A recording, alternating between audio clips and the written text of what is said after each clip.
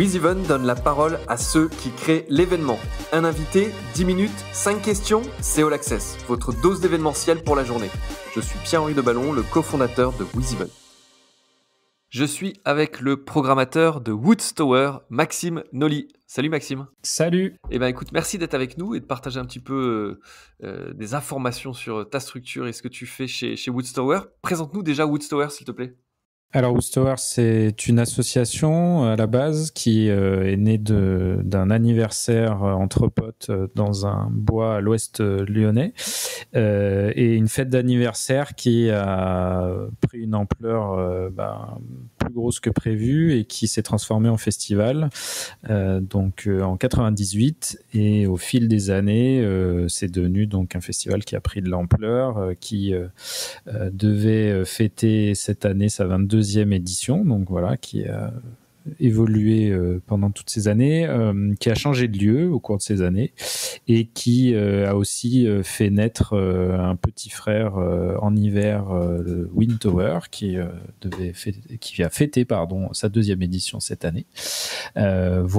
C'est un festival qui a une empreinte développement durable très marquée. Voilà, c'est l'ADN vraiment de l'association depuis l'origine, et donc Woods Tower en particulier est un éco-festival très engagé sur ces sujets. Puis notamment, je crois qu'il y a une notion aussi de gratuité, d'ouverture à tous le dimanche. Voilà, il y a différents temps. C'est un festival qui dure 4 jours, 3 soirées payantes et même 3 journées gratuites, même si le dimanche, effectivement, est un peu renforcé. Mais le vendredi et samedi, il y a aussi des offres gratuites en journée. Ça nous tient à cœur, et nous, on est sur un territoire qui s'appelle le Grand Parc de Méribel-Jonage, donc qui est à 20 minutes de Lyon et qui est bordé de communes avec des populations parfois éloignées de l'offre culturelle. Donc la proposition gratuite est hyper importante pour ça. Tu nous as dit que c'était à l'origine un anniversaire qui a grandi, parce que je crois 34 000 personnes sur la 21e édition, ça devient une grosse stuff. Le changement de lieu, mais est-ce que la date est restée la même ? Est-ce que celui qui avait fondé ça, en tout cas dont c'était l'anniversaire, est-ce que vous êtes resté sur la même date ? Quasiment, ça a navigué entre le premier week-end de septembre et le dernier week-end d'août, mais on va dire que la temporalité est restée toujours la même. Ça reste toujours son anniversaire, ouais. Sa grosse fête d'anniversaire. C'est ça. Et il y a un peu plus de copains maintenant, effectivement. Et plus de collègues. Parle-nous un peu de toi, ton profil, comment t'en es venu à être programmateur et notamment à bosser dans le monde de l'événementiel ? Moi, je suis arrivé en tant que simple bénévole à Woods Tower. En fait, j'ai été stagiaire dans le cadre de mes stages de fin d'études dans un autre festival qui s'appelle Jazz à Vienne dans le coin. Et dans les personnes qui bossaient à Jazz à Vienne, il y avait des bénévoles de Woods Tower qui m'ont embarqué dans le projet. Et donc, j'y suis resté plusieurs années comme ça en tant que simple bénévole. Et je me suis progressivement impliqué dans le conseil d'administration, puis la présidence de l'association, et puis la programmation. Et voilà. Donc, j'ai parcouru différentes tâches, différents échelons dans cet asso qui, comme on le voit par mon parcours, est très humaine et ouvre plein de portes à qui veut bien s'investir. En parlant d'humain, derrière l'événementiel, il y a toutes ces expériences qu'on vit. Il y a un moment fort que tu voulais partager avec nous. Je crois que c'était l'édition des 20 ans. Je te laisse nous raconter.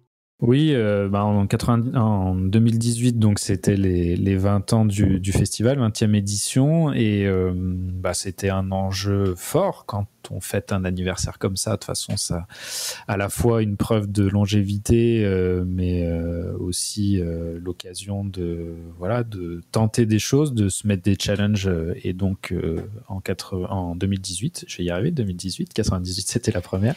En 2018, on a fait le choix de passer sur le format donc avec 3 soirées, donc qui était vraiment un pari pour nous, et d'avoir une ouverture le jeudi soir avec un groupe marquants de l'histoire de la musique et des musiques actuelles. Donc c'était NTM en l'occurrence.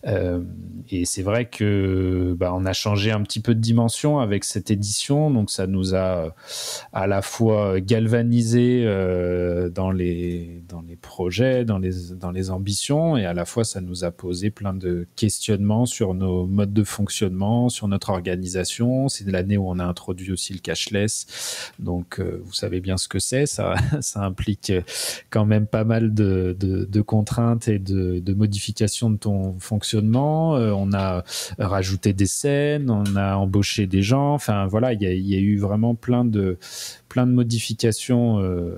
C'était trop de changements d'un coup, ou si c'était à refaire, c'était la bonne façon de faire finalement, à l'occasion d'une édition où on repense tout, de tout mettre au même moment, tous les projets? C'était vraiment ce qu'il fallait faire parce que ça nous a permis de franchir une étape majeure dans l'histoire du festival.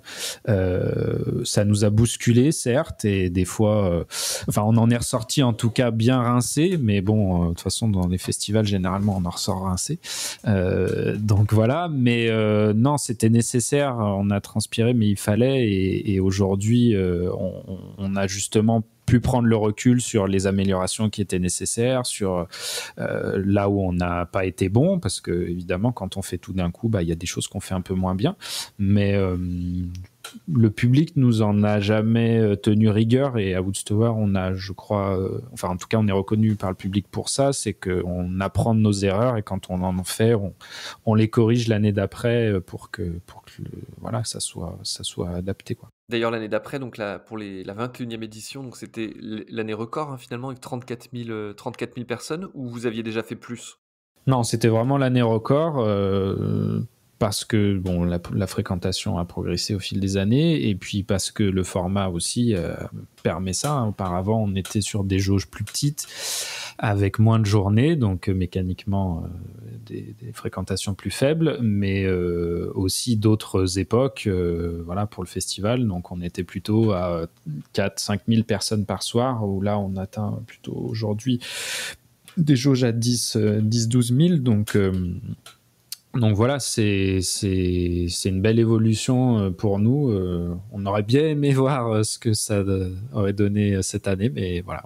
Tu fais ma transition. Je voulais te demander un peu comment, l'association, fait face avec, ce contexte particulier sanitaire, et notamment avec cette édition, Winter qui devait, dans quelle situation vous êtes aujourd'hui par rapport à ça? Alors, sur l'été, déjà, on avait tenté une adaptation du format avec un open air sur le parc qui nous accueille, donc qui n'a pas pu non plus se tenir, qu'on a dû annuler une semaine avant, même si voilà, on avait quand même vraiment essayé de faire en sorte que tout rentre dans les clous, mais voilà, c'était comme ça. Et là, la prochaine échéance, c'est effectivement la 3e édition du festival d'hiver qui doit se tenir les 26 et 27 février. On est sur la programmation en ce moment. On fait en sorte de programmer de l'ACI, des artistes qui peuvent jouer dans le contexte qui est celui qu'on connaît aujourd'hui, enfin futur contexte, parce que évidemment en confinement personne peut jouer, donc ça c'est pas tout à fait ça qu'on vise, mais on espère que fin février on pourra au moins refaire des concerts assis. Donc on travaille dans ce sens-là pour avoir une édition d'hiver qui puisse exister et retrouver notre public, parce qu'on en a besoin. On va essayer de rythmer le printemps avec un projet itinérant sur différentes communes de notre territoire pour aller à la rencontre du public dans des formes beaucoup plus réduites.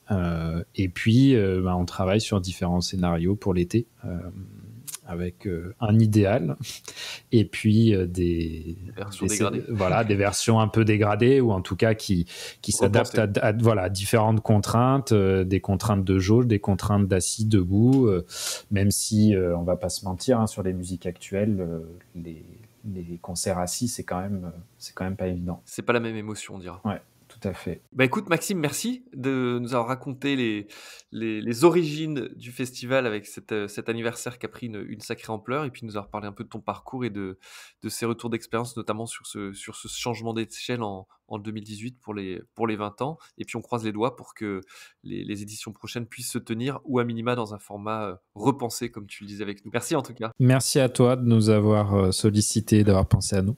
Avec plaisir. À bientôt. À Salut, bientôt. Maxime. Salut.